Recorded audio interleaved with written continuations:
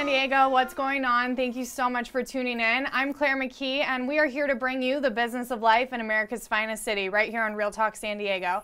As always, the show is presented by our loyal partners at 5-Star Escrow and First American Title. And as you can see, we're doing things a little differently this time around. We don't have a table. We're just kind of hanging out. We got this cool pup here with us. And most importantly, we have Kaelin Munkelwitz here. She is the founder and dog trainer at All Things Pups. Hi, Kaelin. Hi. Thank you so much for having me. Thank you for being here and bringing Mr. Kuma Bear with you. So, I'm sure a lot of dog lovers are out there watching the show. If you're anything like me, I don't have baby fever, I have puppy fever. I'm constantly talking myself out of why not to get a dog because I don't have the time or space. But we're going to kind of give some people some amazing advice today on how to train their furry friends and their pets in their lives. If you have any questions for Kaelin or just want to give a shout out, or you see this cute pup that you can't see quite laying on the floor, there he is.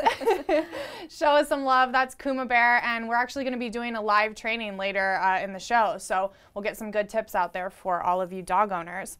So Kaelin, let's jump in. You are the founder and dog trainer at All Things Pups. Yes. Such a cute name. Tell us your background a little bit. How did you get into dog training? Okay, yeah. So I've always been drawn to dogs my entire life. I can remember just being like a 4-year-old with a huge Great Dane Mastiff mix that my parents had.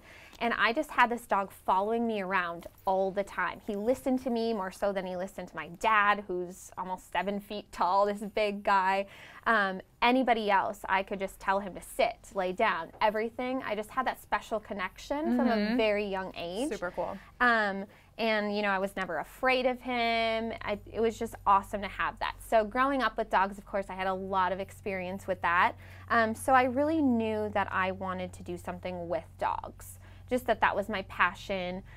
So what I decided from a very young age is that I wanted to be a vet because I wanted to save all these dogs. I had that special connection with them. Sure. So I did dog walking throughout like middle school, high school, just spent as much time with the neighborhood dogs as I could.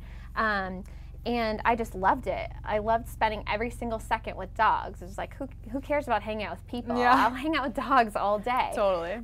So that's what I did. Then I went to school at the University of Minnesota and studied animal science just to get more educated about that. And that's what, you know, the prereq for vet school is. And while I was in college, I worked at a dog daycare. And at this dog daycare is really where I accumulated so much more knowledge about training and dog behavior and everything. It was like my dream job. And then I also got really involved in a rescue that they, you know, associated with. And then I just, you know, fell in love with the whole rescue process, rescuing the dogs, helping them, fostering, volunteering, doing everything I could to help these dogs. So I think with fostering, I fostered dogs. I started my freshman year of college fostering, and that's where I got a lot of experience, you know, hands-on, what to do, how to potty train a dog, how to do this. And I just really, from the start, always tried to ask myself, like, put myself in the dog's perspective of things. And that's why I think that the dogs just responded so well to me. That's why I had that connection from the start. So I did that, and then I got into training as well. Working at the dog daycare, I was just an assistant trainer, just kind of shadowing everything. Learning and then the ropes. Then I ended up doing, you know, my own training courses from puppy training to working through reactivity. So not quite aggression, but reactive dogs. So that was really fun for me. And again, this was just a total like side thing. While like, you're going to school. Love it. Yeah, yeah. What is this going to hurt to learn more about dog behavior, to be a vet and everything? And then I was offered an internship in San Diego. So is that what brought you here initially? Yes, yes. Cool. So I moved out to San Diego, did an internship at a vet hospital, and the vet hospital wasn't anything that I imagined it to be. I mean, I gained so much experience. I was there for like 10 months, gained a ton of experience about the dogs, but I felt that that industry was very money hungry and didn't care so much about the dogs, and it's what my whole soul is made out of, is care for the dogs. So not far from human health care, right? Exactly. Sad, right. but it's true. Yeah. So it just didn't feel right. And I just thought it was just kind of fate that I ended up there and it didn't work out. You know, I could have started my own practice. Yep. I could have continued going to vet school, but it just didn't feel right. So I actually was super depressed after that because it's what I moved out to San Diego for. What am I doing now? I left my whole family, moved out on my own. And it's what I wanted to do since I was 3 years old. So I was just kind of lost, but I knew I wanted to stay in San Diego because I just love it here. It's so dog friendly here. That's another plus. So I had a little like side job, nothing to do with dogs again. But then I just got back to what am I passionate about? Just, that's going to help me get out of this kind of rut and figure out what I'm going to do with my life. Sure. So I went back to being involved in rescues. Fostering, volunteering just makes me so happy. So I got involved in that with them, and I was helping other people, kind of giving them advice here and there about their dogs. And then at the same time, a lot of my friends were getting dogs, and they're reaching out to me like, oh my God, how did you have puppies? How did you foster puppies? This dog is like ruining my life. What do I do? So I'm like constantly just giving people advice here and there from my friends back in Minnesota, people I meet at the dog beach. And then among the rescues, I was giving them advice too. So I'm like, why don't and I wanted to have a resource for everybody, to pinpoint like, oh, go here, this is going to help you. All the things you're constantly sharing with people over and over. But there wasn't one. There's, there's potty training books, or there's teach your dog tricks books, but there's nothing like all in one that I could pinpoint to anybody and direct them to. So I'm like, why don't I make one? There you go. So that's actually when I started writing my first book. Didn't even know it was going to be a book. Didn't know what it was going to blow up to be, just to help people. So I wrote that, the first edition of it, and everybody loved it. It was so helpful. And at the same time, these rescues were constantly directing, fosters or people who adopted dogs to me to answer questions. And soon I became the go-to trainer. I'm like, trainer? You're like, what? Yeah. I had no idea that would lead to that. And from that, I started doing private training sessions on my own, just from seeing results with everybody, just because everything that I was telling people was working, and there wasn't a dog that didn't improve. So I started, building my own business off of that. Again, just kind of like a side little passion thing. And it just exploded. So isn't that amazing? And now we're here. Oh my gosh, I love those stories. Like, so cool. Our paths are so like crazy, but we always end up right where we're supposed to be. Totally. You're doing what you love. Right. So cool. Absolutely. So what would you say is different about your style of training versus maybe other dog trainers? Yeah. So I think first of all, my style is 100% positive reinforcement training.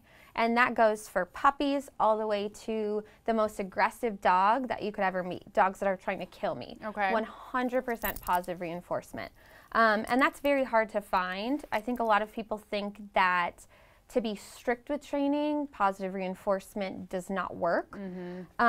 So that's very different. And then I would say just how I genuinely care about every single dog is very different from other other trainers. A lot of trainers are lazy or greedy about money, or they use inhumane methods. So it all stems back to that positive reinforcement, and patience is so huge. And that's just kind of feedback I've gotten from my clients. It's like, oh my gosh, I feel like you care about my dog as much as you'd care about your own, and I totally do. When I get to a training session, I'm like, what can we do to help you, bridge that gap between you and your dog, get you to understand your dog a little bit more. And I never am watching the clock. I tend to go like half an hour late in my sessions just because I'm so all into that one dog. I want to give everything I can. So that's definitely different. Another thing is that I really take the time to assess every single dog. I really can read that dog behavior that I think a lot of trainers can't, or they don't take the time or have patience to do. So those two things definitely. Huge. I love it. And your passion just like is oozing out of you. It just makes me smile. What are some maybe misconceptions that people have about their relationship with their dog, or maybe mistakes they're making? Yeah, so number one, which I kind of briefly discussed, is that positive reinforcement doesn't work, or you know, you can't establish that boss or, you know, the leader of the pack mentality with it. So many people think that. I just had a client like get a Doberman, you know, from a shelter, and was like, I'm all for positive reinforcement, but I just don't think it's going to work with this breed. And it definitely it works. It works as long as you follow through and are consistent about it. Like I said, you know, I just have been using the same rules that I believe in deep down, the positive reinforcement techniques, and applying it to like the most aggressive dogs. And it takes a lot longer than throwing a shock collar on the dog. But it works, and you're actually working through that deep-rooted issue. So that's definitely a conception. Number two would be just the amount of time that it takes. You know, so many people will try to reach out to trainers and be like, hi, can you fix my dog? And then send him back to me. It'll just take a day, right? Yeah, no big deal. I could have anybody's dog for as long, I could have the dog for 2 months stay with me and have them be absolutely perfect. But then if I send the dog home and nothing's reinforced, everything is going to go down the drain, including your thousands of dollars that you just paid for it. So that misconception is really huge. I'm not a huge fan of board and training for that reason. Whereas most trainers will jump to the board and train option. And I tell everybody who reaches out to me about this, they're like, oh, the other 5 trainers recommended board and train. I'm like, yeah, because it's the most expensive option. But it's usually not the most effective at all. It makes sense that it may be the most effective short term, but not long term, because the owner is not there working through it with them, right? Dog training is training the owner. You know, it completely is. So a lot of people don't realize, like, you have to put in the work to make this work. You know, patience and consistency is so huge. Just with everything. If you're going to hire a personal trainer, you know, it's not just, hi, fix me. It's what you're doing on the outside of, you know, outside of your personal training sessions as well, goes a long way in the long run. Absolutely. So let's talk, you have some different services, like not only the book, but you can do one-on-one training, group classes. Tell us the gamut. Right. Yeah, so private training is definitely my most effective form of training. I go to the owner's home or the park or wherever they're having the issues. So that's number one. And that's why I kind of try to stay away from the group class versus board and training. It's way more effective to go and do the training where the owner's going to be reinforcing everything. Makes sense, right? Because if you do a group class, which I do think, you know, group class is cheaper, and some education is better than nothing, of course. But sometimes dogs associate, like, oh, I go here, I listen here, I get treats here, and then you go home and you're having the same issues. So as long as you can try to apply everything as much as you can at home, it's great. But the private training, I do hour-long sessions.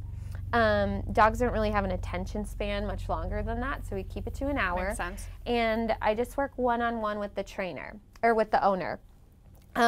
And I really don't have any generic game plan for the private training. That's also why it's great, because when there's group training, you kind of have to have a generic plan. Some structure, right? Right, exactly. So, of course, with puppies, I think there's certain things that all puppies should do, should know.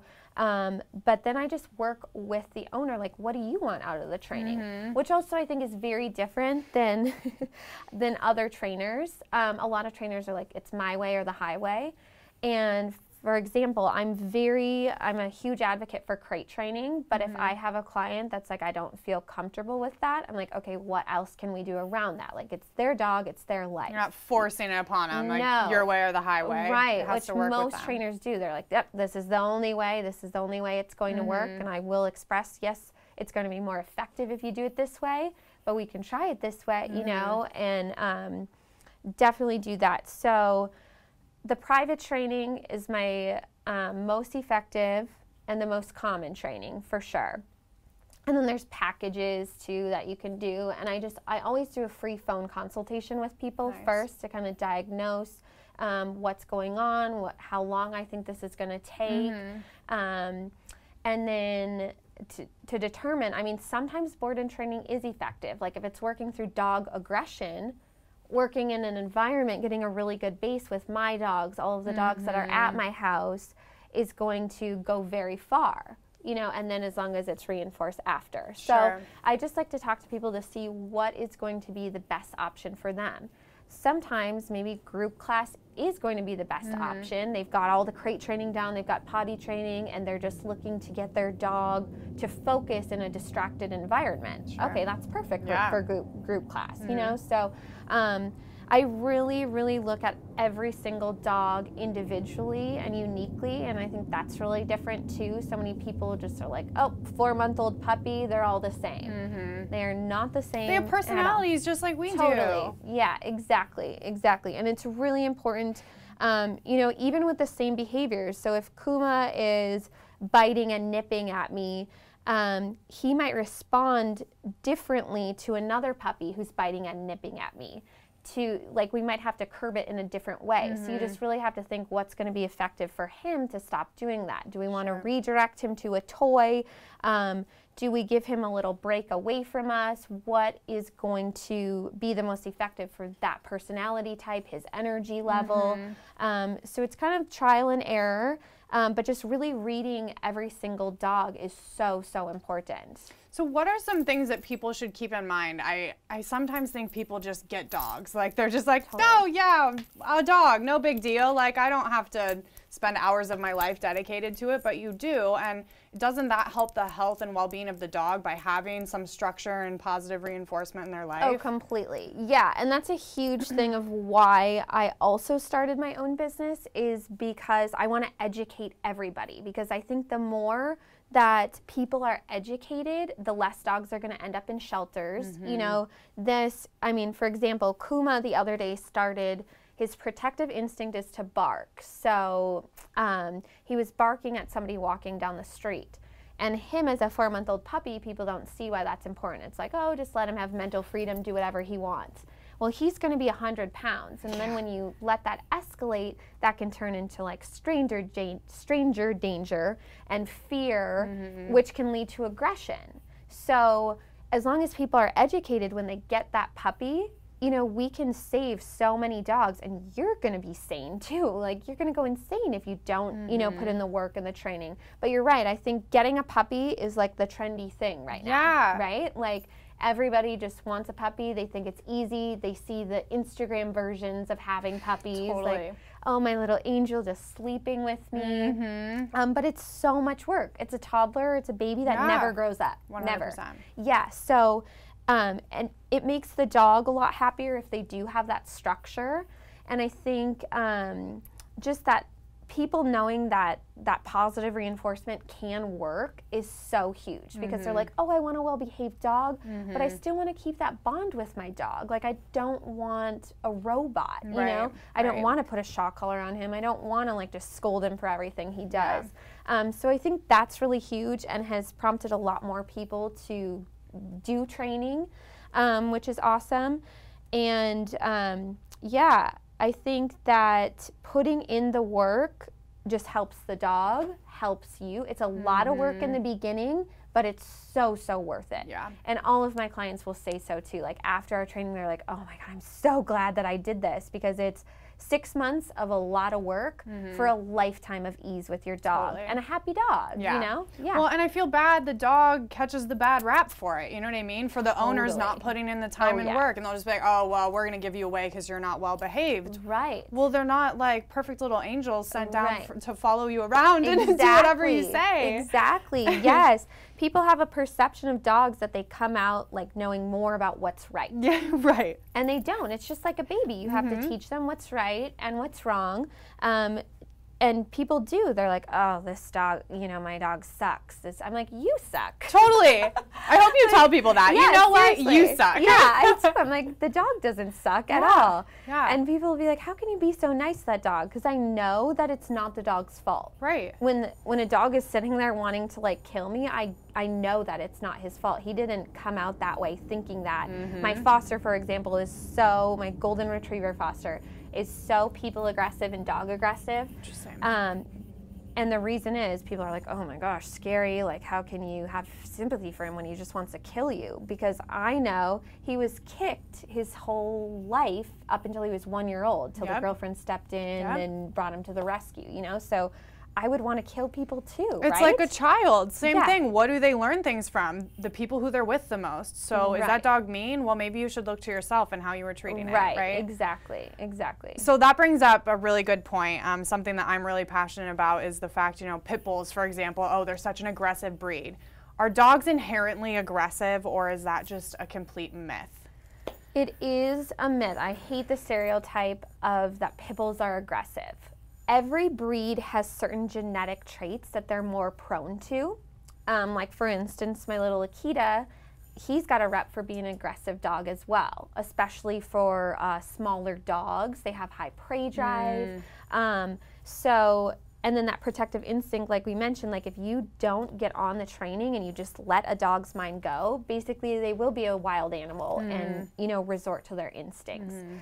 So same thing with pit bulls. If you just let their mind go, you're not giving them the mental stimulation, the exercise that they need, they are going to be neurotic and just follow their genetics. And then basically you need to always keep a dog.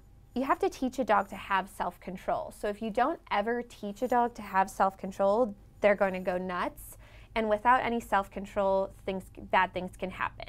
So a lot of the times when I see like dog bites or things like that, it's not due to just like, oh my God, I want to kill you and bite you. It's just like he's all over the place. The owner doesn't know how to control the dog. He's excited, he's anxious in a new place because he wasn't exposed, and all of a sudden, zero self-control, and then there's a bite because he doesn't know what else to do. Zero self-control. So the stereotypes are completely incorrect. Like we said, what is a golden retriever stereotype? You know, I have one at my house that wants to kill everybody that walks in. So it's completely false. Every single dog, as long as they're trained the right way, those behaviors can be curbed 100%. Awesome. Yes. And we're here to educate. So I love we're schooling all of you today. Are. You wrote a book, and so do you have that with us? Did we grab that? Oh, yeah, I do. Let's pull that out. And this is basically your, oh, come on up here. Don't be shy. Hey, girl, this is Carrie. Thank you. Thank you. And so this is the handbook, right? This is the handbook. So it's the second edition that I redid. So it's everything you need to know on how to raise and train a puppy. Cute. So it goes over common behavioral issues, and a lot of people with not puppies, adult dogs, have found it really helpful as well to kind of go back and just read things, little refresh. Working through some behavioral issues that the dog might have acquired. But it just talks about everything to make sure that your dog is a well-rounded dog, because that's the other thing with training. It's often like, oh, my dog can shake, roll over, do all these tricks. And what I aim to do is have the dog become well-behaved before well-trained. So interesting. Okay. So many people are like, oh my God, my dog is the best dog ever, best behaved dog. He shakes, rolls over, does all these cool tricks. And then you take him out in a crowd and he's just all over the place. He's barking at people. He's jumping up on people. Yeah. So what I aim to do, and in this book and with my clients, is provide that structure, one, you know, with the crate training, with everything, so that the dog is just well-roundedly behaved. Then once you can have your dog's focus and get your dog to listen to you, the tricks can come after that. And probably more easily, I would imagine, too. Totally, yes, yeah. And that's something that's super overlooked, is a dog's focus, and I would say it's what I value more than anything. I always say if you were to teach your dog one thing, it should be focus. Interesting. I don't care if Kuma ever learns rollover, ever learns anything, as long as he's focused on me in public settings, because if he's not, he's all over the place. His mind is wandering. And then you don't have control. Yep. Every single behavioral issue, every single everything stems back to focus, your dog focusing on you. Because if he's focusing on you, you can get him to do anything, and you can prevent him from doing anything. So that's super overlooked, and it's what I just base every single thing on. And dogs naturally are looking for direction, right? Like they want a pack leader, isn't that right? They do, yes. Definitely as puppies, for sure. So when they're, every dog wants direction. But some who have never had to look to their owner before are going to be very stubborn about it. Makes sense. Because then it's like, oh, I get to do whatever I want. You know, I get to see that dog over there when I pull, when I bark, when I, you know, do whatever. I don't want to check in with you. Yeah. So then you have to work backwards and kind of break that stubbornness to get them to look at you. But once you get past that, the dog is so much happier. But again, it's putting in the work of not letting your dog get to that other dog when he's barking, pulling, which so many people will just do because they're like, I know he'll be quiet once I just let him go, you know, and it's shift his focus to you. Let him think that you get what you want when you look at me, not when you bark. Pull. It's like a kid throwing a tantrum. Don't give him a candy bar when he's throwing the tantrum, you know, make him relax, look at you, ask nicely. And then you ensure proper introductions with other dogs as well. Because if a dog is barking like crazy, he has almost no self-control. You know, he's super excited. So when he gets that other dog, I've seen just like dog fights happen from that because there's no control, nothing. So dogs look to us, you know, they don't teach themselves self-control. We have to teach that to them. Like, nope, we're going to wait here all day until you focus up on me. And it doesn't take all day. Yeah. It takes maybe max 2 minutes that most owners won't give their dogs in their entire life to just sit here, look at me. We're not going forward until you check in and focus on me. And so many people are like, I don't have the time to sit there and do that, but you have 2 minutes. Well, you know? Honestly, to those people, I'm like, if you don't have those 2 minutes, then why did you get a dog? Right. You shouldn't have a dog. Because there's people like me who wants one so bad, and I am just so disciplined because I just don't have the space. Good that you know, you acknowledge that though, because so many people are like, oh, what a cute dog. I'm going to bring him home, and then they get the puppy home, and it's like, oh my God, I don't have space. I don't. You know, this dog needs exercise. I'm at work all day. Exactly. What do I do? What did I get myself into? So you should definitely prepare. You know, before. I always love when I get calls that's like, okay, I have a dog coming in a couple months. I've looked for a dog walker. I've looked for this. I just want to do everything I can to ensure that this dog is going to be the best dog he possibly can. And you're like, oh. Yes. I'm like, I love you. Thank you. Yes. Yes. So it's, I think there's more and more people are getting educated and understanding that dogs are a little harder than just bringing a dog home and that's it, you know, being able to take them places. So that's really awesome, and that's just what I'm aiming to do on a larger scale too, is just giving out content to people just to get them educated about the dogs. Totally. And close that gap between, you know, owners and their dogs. And a lot of the things we've talked about are outlined in this book. Yes. Right? Yep. Where can we find it? You can find us on Amazon. Easy. Yep. I feel like everyone's got Amazon. Right. I would say that's number one. And that is called, what is it? The Puppy Training Handbook. How to Raise the Dog of Your Dreams. That's awesome. So we can get the book on Amazon. And we are rocking and rolling here. I want to talk about your experience with Gary Vee. That's actually the executive producer of the show and myself. We're huge Gary Vee nerds. Gary Vaynerchuk, if you don't know who Gary Vee is. He's a marketing mogul, essentially, and has built numerous companies from scratch into multi-million-dollar organizations. And you were actually on his podcast? Is that what it was? Yeah. It was really cool to see all the behind the scenes, because just with all of his, you know, his whole Gary Vee, the content, there's like 30 people just behind that, you know, so that was really cool. They all gave me advice for every single thing that they do, the podcast person, the whatever, you know, so that was amazing to kind of pick their brains. And then they would give me advice, you know, look at my Instagram and be like, oh, you need to do this, this, and this. You need to be doing videos on here. So that was really cool for advice. And then I got to sit down and talk with him. And it was just going to be, you know, just a little meeting like, hi, I'm this. But it was really cool because Gary and I both connected in the fact that we see pieces of the puzzle in both of our businesses that most people don't see. You know, I can connect the dots of, why is he peeing all over the place? You know, people are like, oh my God, he's just peeing. I can see it's because this, this, and this. You're not doing this. What the average person can't see, that connection between people and dogs. He does the same thing with businesses, you know. Your business is not doing well because this is and this. You're not doing this. So that was really cool to connect with him on that level. also, we're both all about like positivity and patience, you know, just having patience in your dog and being positive. So that was really cool. But he just asked me about my story and everything, and it was unreal to just sit there and talk with him. Were you like pinching yourself? It like gives me chills to think of being in the same room as him. It was so cool. Yeah, it was amazing. And he was just like genuine and down to earth, like cool dude. So genuine. Yeah. He's just like on the move, on the move, on the move, just like, you know, just like you think he is. Yeah. Yeah, it was so cool. And then he gave a little bit of advice as well. So it was just amazing. And his whole team was like, anytime you're in New York, you know, reach out. Come whenever. I'm like, okay, I'll be there every other month. Then. Yes. See you every 8 weeks. Yes, exactly. Yeah, so that was really awesome. And he was just interested in how I've scaled my business and everything.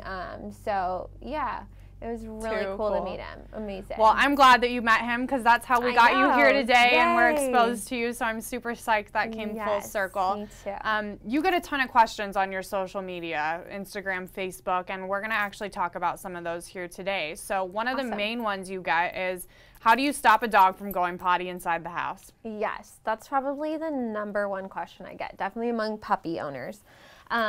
So I always will first recommend using a crate because crate training and potty training go hand in hand. The crate is the one area in the entire world that a puppy or any dog naturally will not want to go to the bathroom in. Anywhere else is fair game. Mm-hmm. Inside your home, the bathroom, outside, in here, in the studio, anything's fair game. So to have that one area of control is so crucial. And once you have that, you know, there's more to the crate training than just putting the dog in the crate, of course.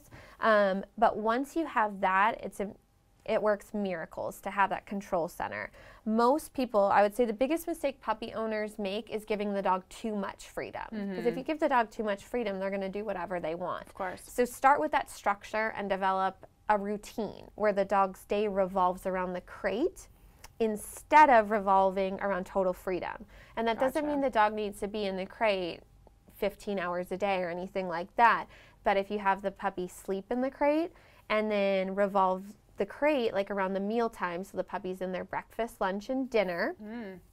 You know, after the dog eats, has water, that he's going to have to go to the bathroom. So feed the dog in the crate, then go outside to go potty. And the only time a puppy should be out is when he earns freedom to be out. So once you go potty, then you can come and play. Yeah, but if the dog gets freedom, no matter if he pees on your rug or pees outside, what's the motivation to hold it and go outside? Right, you know, it's like, let's just go wherever then. So you want to let the puppy earn freedom for sure by going to the bathroom outside. And again, that crate is the only place that you can teach a dog to hold, that he can hold his bladder as well. And another thing that I'm huge about, if you can, is to not use puppy pads. Okay. A lot of people use those. They do. And I've become a little bit more open to them after doing training in New York, just because it's very difficult. There's no grass. Right, it's very difficult there. But I raised one of my dogs here in an apartment in one of my puppies on the 5th floor. And I didn't use puppy pads. It was outside. And yes, it sucked because it was going down the elevator, stairs, whatever, you know, how many times a day. But it's so worth it because one, potty pads teach the dog that it is okay to go in the house.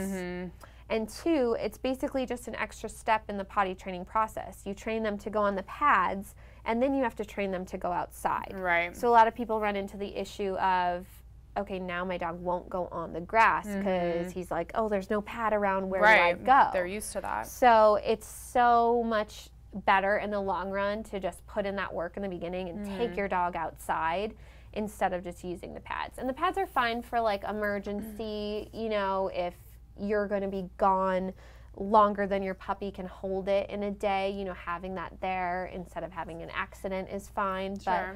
But I just try to stay away from them as like the main, you know, means of where your dog should go to the bathroom. Sure. And I want to come back to the crate training because people think that that's so mean, that you're going to lock your dog up and it's going to get no love and it's going to be alone and sad in there. But kind of the psychology behind it is that that's like their home base, right? Like that's where they're safe and comfortable and food is and that's their little environment, right? Yeah, so dogs are naturally den animals. So they like to have a little den of their own. It helps with behavior. It's the one place that dogs can kind of settle down. When a dog is just in a new home or any home, there's like smells, there's things everywhere. You'd think that just a home could be their little den, but no, that's too big. There's too many things to get into. Sure. Their mind is constantly stimulating. So to have that one little area is great behavior-wise. For them to feel safe and secure. Another thing with the crate training, what I've been doing so often now is working through separation anxiety with dogs. And that's the number one thing is we go back to crate training because it's important for them to have their little safe area. There's a dog that barks incessantly in my apartment complex, and I'm always like, I know that their owners are gone. Like, it just goes on and on and on for hours. It's so common, and it's so sad, and it's because dogs deem the owner as their safe place if they're not crate trained or if they don't have their little area. And with crate training, you can also block off, like, you know, the kitchen or something too. You don't have to go all the way down to the crate immediately. It's kind of trial and error what works best, but it's so important for them to have their own little place so they don't develop that separation anxiety and just behavior-wise to be able to calm down. A lot of control issues happen without using the crate as well. Like if you're telling your dog, no, don't do something a million times and they still have freedom to be around you, it's not going to register with them, you know? So using the crate as like a little area, like, okay, you're going to go back in here to calm yourself down because obviously this environment is too overstimulating is so important.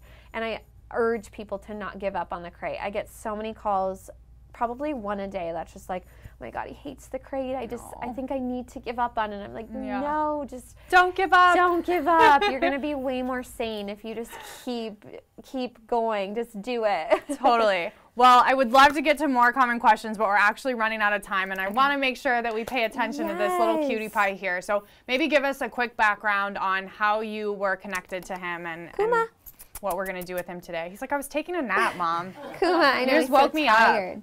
Are you sleepy? Oh, you're too tired. You're not going to get up for a treat? Kuma, let me see.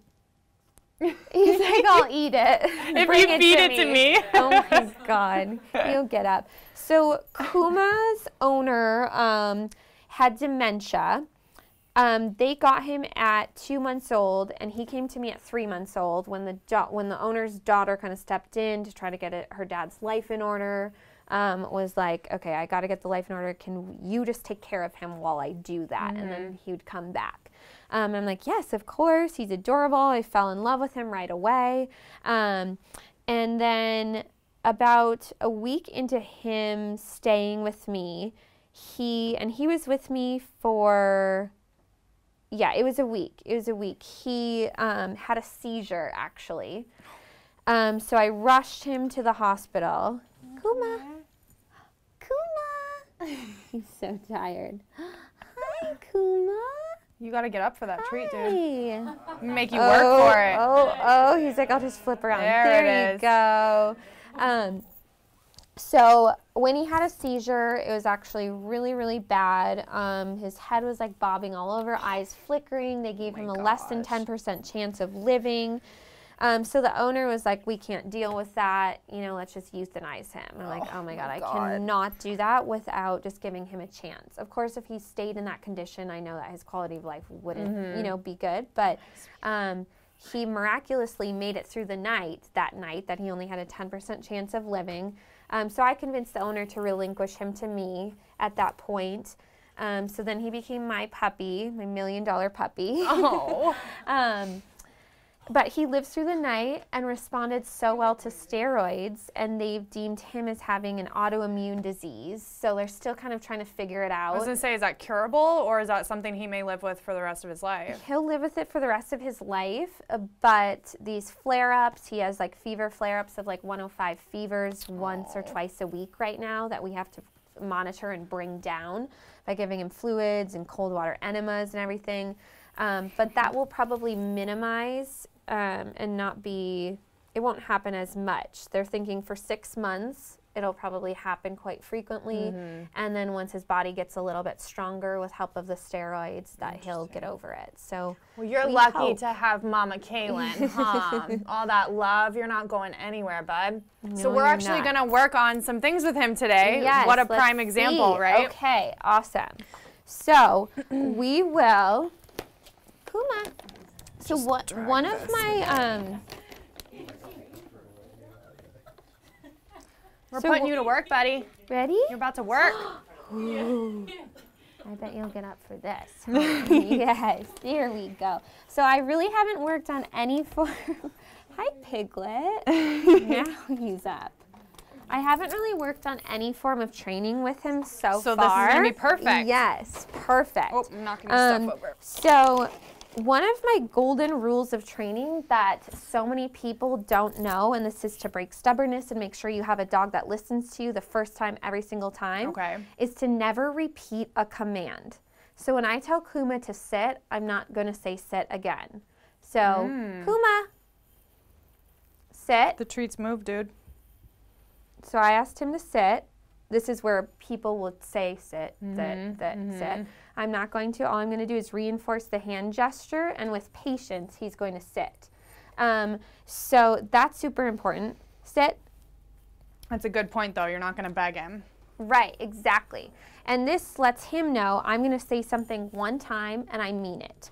You know, if I tell him to sit, sit, sit, sit 3 times, the next time I tell him to sit, he's going to think I don't have to sit until I'm told 3 times, or let's see how many times they'll say it before they just give up. Sure. Which happens, you know, if you tell your dog something 10 times and you're like, oh, forget it. Yeah, that's me and my cats every day of my life. So they just look at me like, no, Mom. I wish I could help you there. I can't train cats. So we'll teach him down today, which is something that that he does not know. Sit. Yes, good. So to teach down, you'll want to put the treat to his nose. We'll first get him to sit.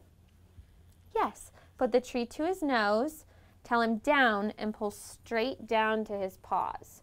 And then pull it out this way. If his butt goes up, you start again.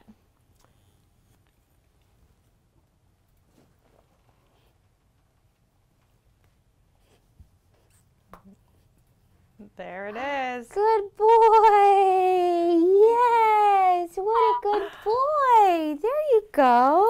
Good job. Something that I like to do is called puppy push-ups, where you go sit down, sit down. Okay. It's super cute. So everyone loves that. Ready? Down. And again here, I'm not going to repeat down.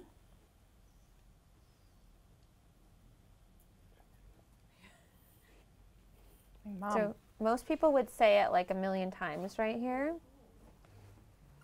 So it takes a lot of patience. One, this is literally the first time you've done this with him. Right, exactly. Try again.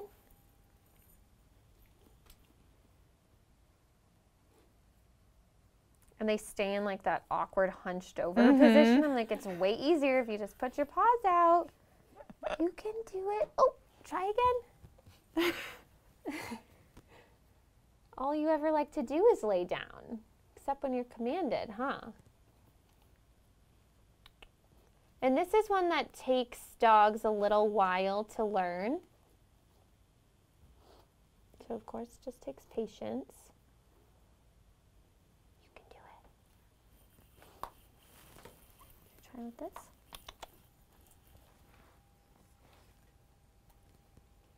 He's like, with my good looks, I don't need to listen to Right. you. What? That's the hard part, is once you say something, you have to follow through with it too. Yep. I'm like, oh, you've worked hard though, you kind of deserve the treat, but I have to follow through.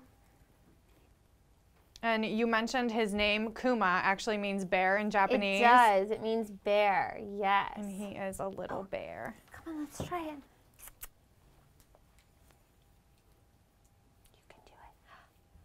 Yes, there you go. Good boy. And so right there, I probably could have said it 100 times. Down, down, down, down, down. But it's not going to do anything to keep repeating it. Okay. Good job. That was really good. Another rule of mine is that you only ever want to say your dog's name positively. Oh, okay. So often, let's actually use this here. He's going to smell things in here. So often, Kuma. Oh, what's in there? What's in there? So if he's getting into like a bag or something, so many people will want to say their dog's name negatively. Yeah, like very sternly. Like, Kuma, get out of there, don't think about it. You know I have it, huh? So if I set it there, I always tell people what's going to be more motivating, my negative tone or a bag full of treats, you know? If I say, Kuma, yes, good boy. He said, yes, Mom? Yes. What? He's going to respond way better to that. And that stems back to focus. You know, like if your dog's barking at another dog or getting into something, switch his focus back to you. And with focus, you can do anything. Kuma. Yes. And you want your dog to like his name. You know, you want him to always respond to their name, not think like, oh, am I in trouble? Is this a good thing? So that is super, super important. Yes. Sit. Yes. See, there's a reason for the puppy voice, you know? There like the happy, high pitch. Totally is. Yeah, they respond so well to that. My cats even respond to that. I know I keep bringing them up, but it's amazing. Like, it's true. They do. They know their names, and if I'm, like, yelling at them, they ignore me. But if I use a high-pitched voice, they're like, Mom, what? They love it. They know. Yeah, they do. So it's about, like, you watching your tone, too. You might want to be like, God, and say it negatively, but just know they're going to respond so much better to that positivity. Oh my gosh. Well, I'm so grateful that you came here to share all of this with us. If people need to get a hold of you, I know we just inspired a lot of people to get their dogs into shape. Yay. Allthingspups.com, right? Allthingspups.com, yep. Is that the best way to get in touch with you? Yes, that's the best way. They can inquire for a free consultation or send me an email or always Instagram. Really big on Instagram. That's not you. Who is that? That's not you. You need to start working on that, huh? Allthingspups.com. Kaelin Munkelwitz, thank you so much. I'm going to hug you. This was so fun. Thank you. And we will see you next time. Thanks for tuning in.